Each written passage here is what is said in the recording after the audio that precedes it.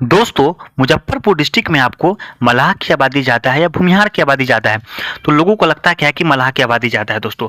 मुजफ्फरपुर लोकसभा में आपको 1996 से लेकर के आपको 2024 तक मलाह कम्युनिटी के लोग ही आपको चुनाव जीते हैं, एक जॉर्ज फर्नांडिस को हटा करके। दोस्तों, मुजफ्फरपुर लोकसभा में आपको मलाह कम्युनिटी की आबादी ज़्यादा नहीं है भूमिहार कम्युनिटी से। दोस्तों, चुनाव जीतना और हारना दोस्तों अलग मैटर है, और मुजफ्फरपुर डिस्ट्रिक्ट में भी दोस्तों मलाह की आबादी भूमिहार से ज़्यादा नहीं है। दोस्तों, हम मुजफ्फरपुर की बात करते हैं तो मुजफ्फरपुर को दोस्तों हम 3 भागों में बांटते हैं। एक है आपको कटरा का क्षेत्र, एक है आपको मुजफ्फरपुर का क्षेत्र और एक है आपको पारो का क्षेत्र। दोस्तों, जो कि आपको नदी किनारे का क्षेत्र है, जैसे कि आपको कटरा का क्षेत्र है दोस्तों, वहाँ पे मलाह कम्युनिटी की आबादी ज़्यादा है।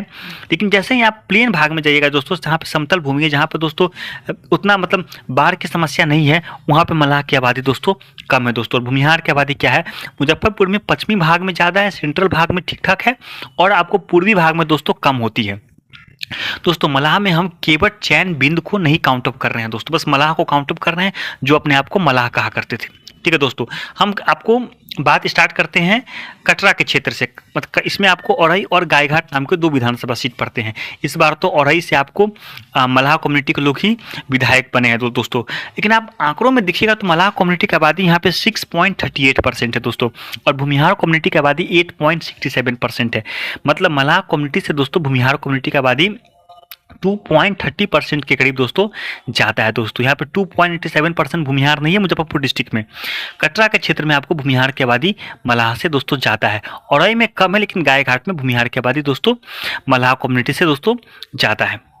दोस्तों, अब हम बात करते हैं मुजफ्फरपुर सेंट्रल के। मुजफ्फरपुर सेंट्रल का मतलब है आपको मीनापुर, आपको बोचहा, मुजफ्फरपुर, कांटी और आपको कुर्नी सकरा, जिसमें दोस्तों 2 दलित रिजर्व सीट है जहाँ पे मलाह नहीं लड़ सकते हैं, सकरा और आपको कुर्नी, सकरा और बोचहा, जहाँ पे भूमिहार भी नहीं लड़ सकते हैं।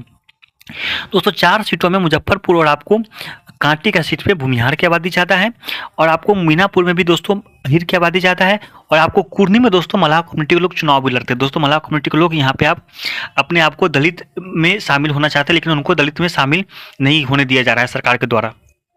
दोस्तों, तो एक ही सीट पे मलाह कम्युनिटी के लोग लड़ते हैं, वो है कुर्नी। दोस्तों, यहाँ पे 5.61% दोस्तों मलाह की आबादी है। दोस्तों, भूमिहार की आबादी है 9.34%। मतलब भूमिहार की आबादी मलाह कम्युनिटी से दोस्तों इस क्षेत्र में ज़्यादा है। दोस्तों मैंने क्या कहा, और आप जान लीजिए जो 6 विधानसभा सीटें मुजफ्फरपुर में पड़ रही है दोस्तों, उसमें 4 विधानसभा सीटें आपको मुजफ्फरपुर लोकसभा में पड़ती है। उसके नाम है आपको मुजफ्फरपुर, बोचहा, कुर्नी, सकरा, और आपको और कटरा के गायघाट और औरई। आप आंकड़ों से सही समझ लिए होंगे दोस्तों कि भूमिहार की आबादी मुजफ्फरपुर लोकसभा में मलाह से दोस्तों ज़्यादा है।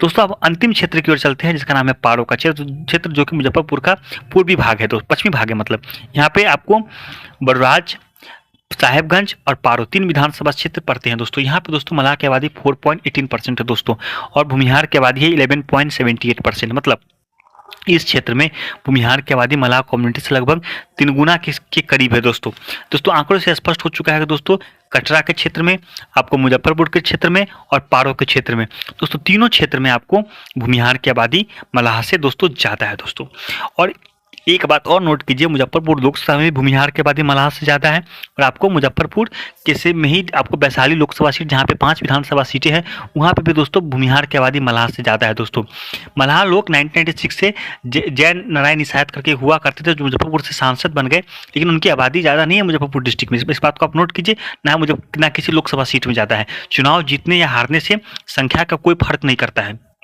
दोस्तों, अब हम बात करते हैं आपको कि मुजफ्फरपुर डिस्ट्रिक्ट में कितने मलाह है और मुजफ्फरपुर डिस्ट्रिक्ट में कितने भूमिहार है। तो दोस्तों, मलाह की आबादी मुजफ्फरपुर डिस्ट्रिक्ट में 5% क्रॉस करता है, मतलब 5.35% है। दोस्तों, केवट चैन बिंद यहाँ पे दोस्तों बेहद कम है, उनको जोड़ भी लीजिएगा तो 5.5% या 6% के करीब हो पाएगी। लेकिन भूमिहार को उनकी आबादी कभी भी हरा नहीं सकती है मुजफ्फरपुर डिस्ट्रिक्ट में, क्योंकि भूमिहार की आबादी मुजफ्फरपुर डिस्ट्रिक्ट में 9.86% है। मतलब भूमिहार की आबादी मलाह से दोस्तों 4.51%, मतलब मलाह से ज़्यादा है। दोस्तों, और भूमिहार का यहाँ पे आपको सांसद नहीं बन पाने के कारण दबदबा खत्म नहीं हुआ है, नंबर से, लेकिन रिप्रेजेंटेटिव नहीं है दोस्तों। मुजफ्फरपुर लोकसभा में आपको एक ही विधायक है, मतलब भूमिहार के मुजफ्फरपुर सिटी से लड़ते हैं, बाकी हर जगह भूमिहार के विधायक नहीं है दोस्तों।